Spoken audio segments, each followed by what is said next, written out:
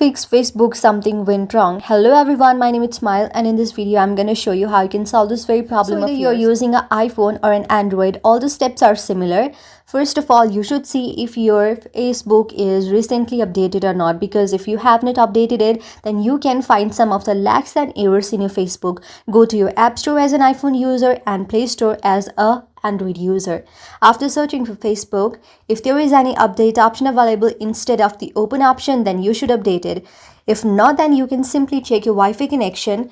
That can also not be the problem. Then you can simply go to the setting option. Now you can go to your space option to see how much space do you have on your device, because if the space is very low, then that might also be the problem for not installing your Facebook and showing the very different changes on your Facebook. So make sure you have enough space and you can simply update your software on your device as well. For that, simply tap on the software update. After tapping on your either iPhone or your Android phone, just install and then update your software in the latest version, and your problem should be solved after you restart your phone. Hope you like the video. If you like the video, then please do the thumbs up and subscribe button, and also comment in the comment section below. Thank you for watching.